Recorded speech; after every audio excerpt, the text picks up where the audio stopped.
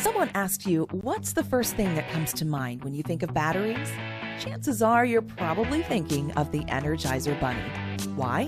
Because since the launch of the Energizer brand in the late 1980s, the Energizer Bunny has been part of our lives through clever marketing and advertising campaigns, building, maintaining, and selling the Energizer brand to people all over the world.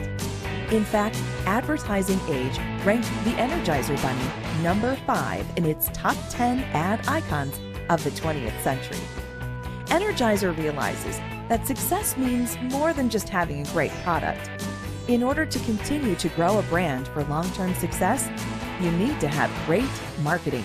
Energizer was actually founded in the late 1800s as the National Carbon Company, and it was founded by two inventors, the inventor of the dry cell battery and the inventor of the flashlight.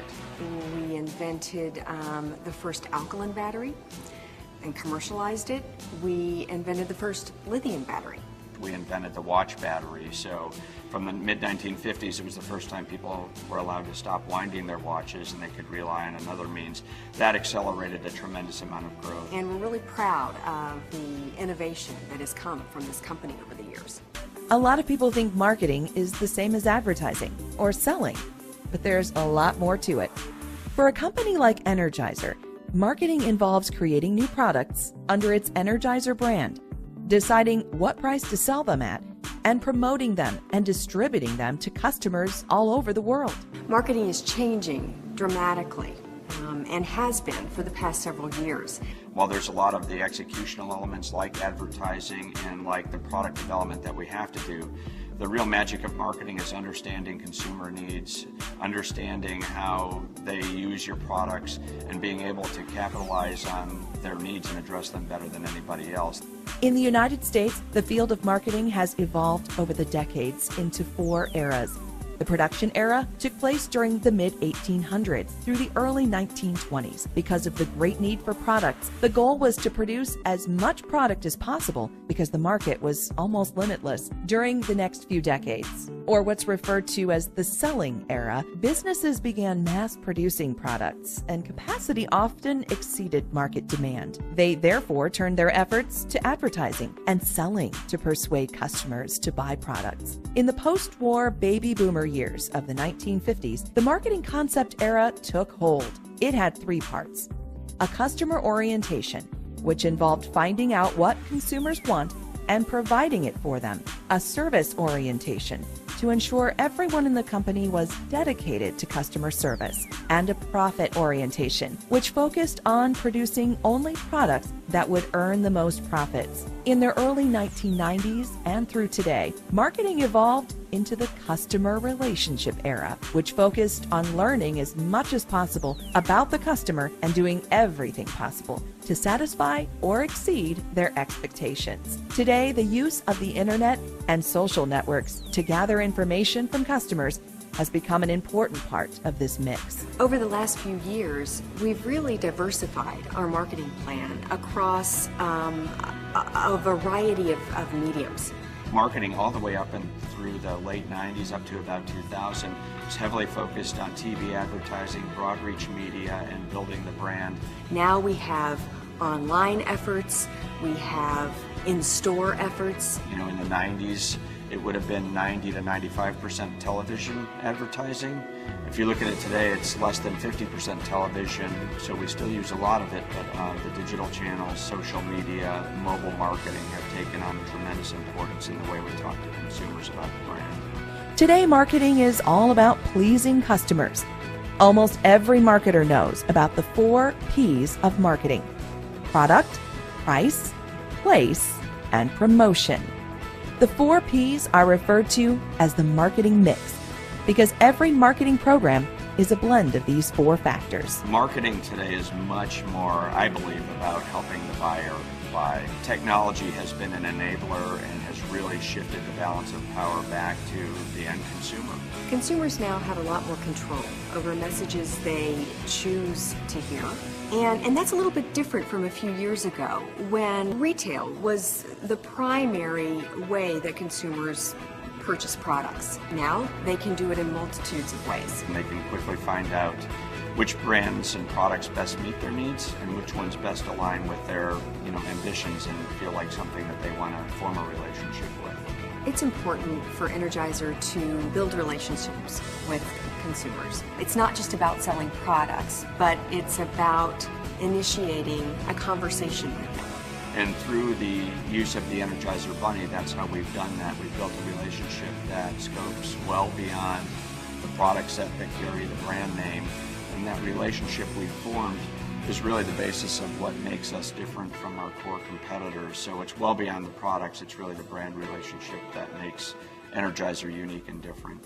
The marketing process includes such activities as finding new opportunities, conducting market research, identifying target markets, designing a product to meet the needs you discovered during market research, conducting product testing, developing brand names and packaging, setting price, selecting a distribution system, developing a promotional program, and building relationships with customers. All of our brand managers have to focus on the 4 Ps. First and foremost, having the product that meets consumers' needs. They've got to think about how it's priced in the market. I mean, the pricing's critical to whether it's going to be successful and whether it's going to be of value to consumers or not. We do many pricing sensitivity studies to understand the different dynamics associated with our product portfolio and how raising one price and identifying the appropriate price gap can really impact our business in a positive way. Distribution channels are of critical importance to us in how we deliver it to consumers, and our category, like many, is highly promoted, and that's a way you talk to consumers about the brand in a different way and form relationships. So our brand plans, our brand managers are rooted, what we do is rooted in the 4 Ps and how we look at our products and our business. So much about marketing has to do with making the right decisions at every step. Sometimes marketers conduct marketing research or the analysis of markets and consumers to collect information that aids them in making the right decisions. We utilize a lot of research along the way in developing products that get to market, starting all the way with qualitative focus groups. We tend to use focus groups as a means of primary research early in the product development process and early in our process when we're looking at different types of retail executions for the category or for promotions. From a secondary research standpoint, we rely tremendously on syndicated data and a lot of research that we do internally, consumer usage in the house and where they bought products and how they bought them, how often they buy them, how much they buy at a time, and all of that comes through our secondary data sources. Making the right decisions isn't as easy as it sounds. In addition to the 4 Ps, there are a lot of other environmental factors that play a part in the overall marketing environment. Global, technological, socio-cultural, competitive, and economic factors also play a role in the success of a new product. We constantly look at the external environment and we focus on those factors that are going to have a big influence on our industry, our business, our brand. Technology is huge for us.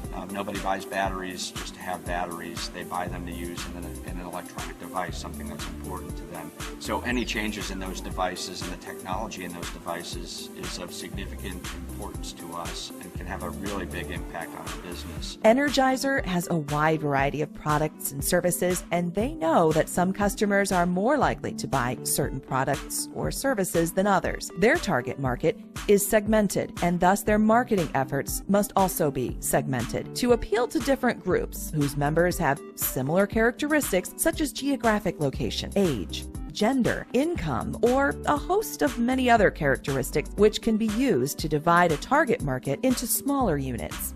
We've done a lot of work on consumer segmentation. The reality of it is everybody buys batteries. It's a broad demographic.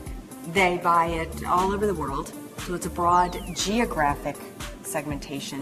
What we focus on is the attitudes. So it's really attitudinal segmentation that is important to us. When we look at battery usage, consumers' attitudes toward whether they believe a device is high-tech defines a segment. So they're willing to spend more for the batteries because they believe they perform differently in the different device applications. They're more concerned about making sure that they have the right power source for the right application. So that's their attitude toward that device that really drives their behavior. And that's what we focus on for the Energizer brand. These days, it's not enough to just have great products. Marketers use relationship marketing to not only keep customers satisfied, but to keep them coming back. Like other successful companies who incorporate the internet into their marketing activities, Energizer uses social media outlets such as Facebook and Twitter as one way to build and enhance its relationship with customers. In terms of where we fall on the spectrum of relationship marketing versus mass marketing, I would say we span the spectrum. We're becoming a lot more targeted in the new products and making sure that we're developing the one-on-one relationships and reaching people digitally, through social media, through mobile, and in the places that's important to them. So we've learned that there's a lot more to marketing than you may have initially thought. We also have learned that even a product as universally respected as the Energizer battery requires a great deal of planning, thought, and promotional savvy to succeed. Because the company does such a great job of this, customers look to Energizer batteries and portable power solution products to help them keep going. What allows us to be successful is the strength of our brand and how consumers receive our brand, how they trust it, and the relationship that they've built with it over time.